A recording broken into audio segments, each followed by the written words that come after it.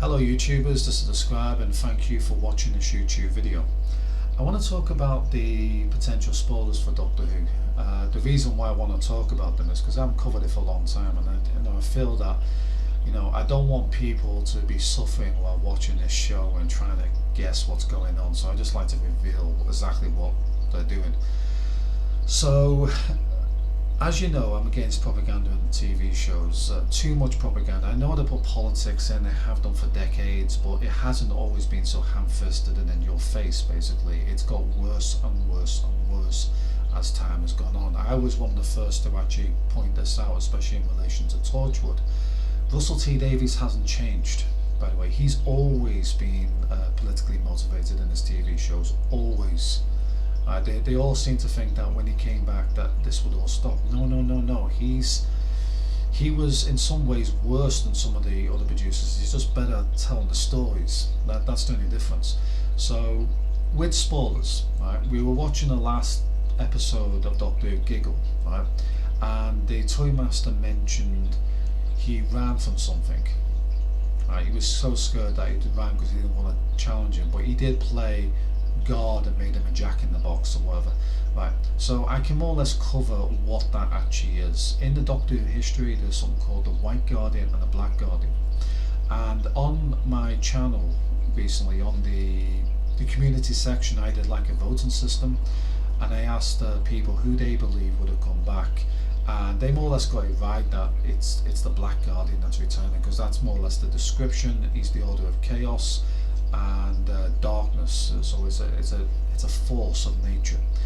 And the Doctor explained quite neatly what the Toymaster was. He was something that could manipulate matter so well that, and so fast, that it was almost godlike to other terrestrial life in the universe.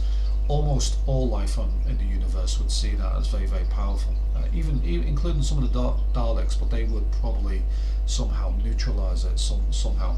But with the Black Guardian, he is the master of chaos, right? And they originally came from a different dimension, a different universe. And if you think about it, they evolved and evolved and evolved and evolved up to the state where they are now. So in some ways, as they're evolving, the biomechanics, the cells are also evolving at a very fast pace over trillions upon trillions of years, and then they enter into our universe after their universe has ended. And to life in our universe, they're just seen as gods, basically, because technically that's what they would be. There's very little difference except for religion in that respect. So you can imagine, like, terrestrial life that's a trillion years ahead of us. Their technology will be able to convince us that they're gods. They'll convince most people that they're gods, right? And they probably could bring people back from the dead as well eventually. So that's one thing I want to mention: the White Guardian and the Black Guardian. The White Guardian will be considered to be God because he's the order and of light, and the Black Guardian is of darkness and chaos, right? And that's who the Toymaker was actually running from. So now you don't need to watch it. No, I mean, what do you guys think? Who do you think's coming back? Also, I've mentioned that the Valeyard is another thing that they're planning to make come back. Now, the Valeyard is some kind of doctor, some type of part of the Doctor that comes at a certain point and becomes evil. Now, if you consider that with the split off with two Doctors, one's going to turn into the Valeyard, the other one's going to turn into the normal Doctor. And guess who? I think that Russell T Davies really likes David Tennant, that's why he brought him back. But he has a dark history, David Tennant, of destroying things. Like when they destroyed all the Daleks, he killed all the spiders. They told him to stop. It's more like and he also called himself, Dr. Victorious at one point. So he was somebody who wouldn't stop killing. No? And in that respect, that's more or less what the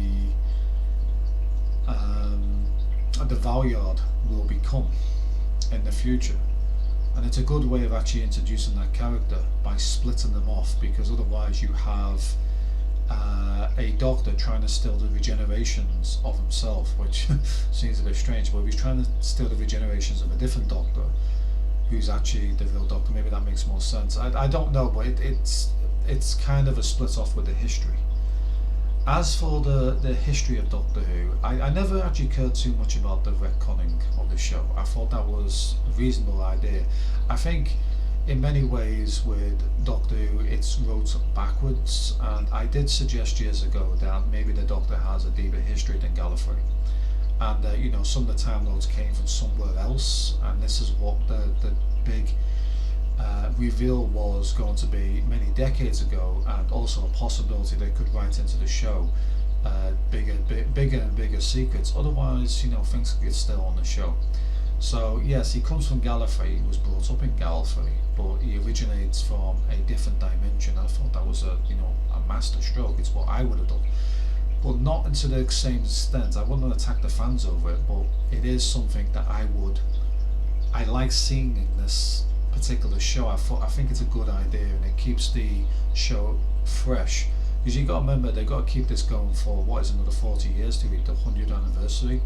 They're doing quite well. I mean, it's almost been going for 20 years now since it's come back, which is pretty good, and it's 1/3 of the way to 100th anniversary. I suppose that could be good in a way, and God knows what kind of propaganda will be in it. I mean, basically people will be glued to the screens or in their eye coffins, right?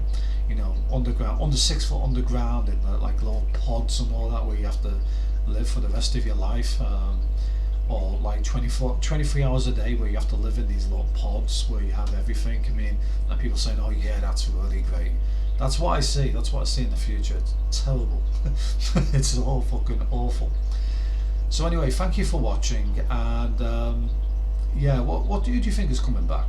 Just drop down in the comments below and we'll have a discussion about it. I want to hear what other people say. So yeah, I do like the way Russell T Davies does things, okay, but I do think he's been forced to do this stuff. I mean, you can't be completely happy with these TV shows these days, because the powers, the elites, they always try to imprint nonsense in the show, the politics and the propaganda, to try to confuse people. I tend to try to ignore as much as that as possible, and I think that's one thing you can do, because otherwise you're just living your life where you're constantly being annoyed by things that people are saying and doing, and I don't think that's a good way of doing it. Anyway, thank you for watching. Goodbye for now. See you later.